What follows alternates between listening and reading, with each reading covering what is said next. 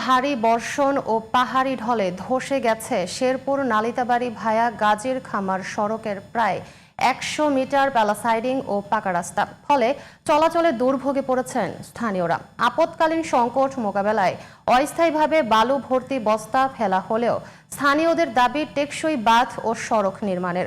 শেরপুর প্রতিনিধি মনিরুল ইসলাম মনিরের পাঠানো রিপোর্ট জানাচ্ছেন মাসুমা ইসলাম। শেকড় থেকে শিখরে। ভারী বর্ষণ ও উজানের পাহাড়ি ঢলের ফলে সম্প্রতি তীব্র স্রোত রয়েছে শেরপুরের সবকটি পাহাড়ি নদীতে।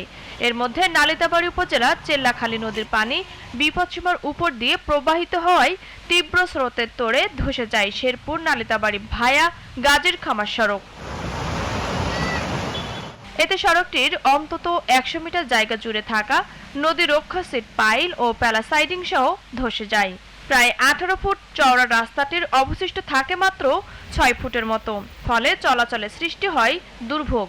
এক রাতের মধ্যে এরকম ভয়াবহ বন্যার কারণে রাস্তাটা ভেঙে গেছে, যার ফলে মনে করেন যাতায়াতের সমস্যা হচ্ছে। কাজ না করে আগামী কালকে পুরাটাই ভেঙে যাবো, চলাচল করার মানুষের লোকজনের খুব সমস্যা হবে।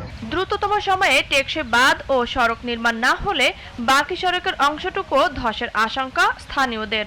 শেরপুর যোগাযোগের সবচেয়ে যে বড় মাধ্যম যে রাস্তাটি, সেটা পরস্পরের উপর দিয়ে হয়ে গেছে। কাজটা করাটা জরুরি। এটা শেরপুরের হাইওয়ে রুট, এটা দুর্ঘটনা করতে পারে, বড় গাড়ি চলাচল করতে পারতেছে না অনেক দিন ধরে। সাময়িকভাবে ভাঙন রোধে ব্যবস্থা গ্রহণের পাশাপাশি টেকসই পরিকল্পনার কথা জানান জেলা প্রশাসক।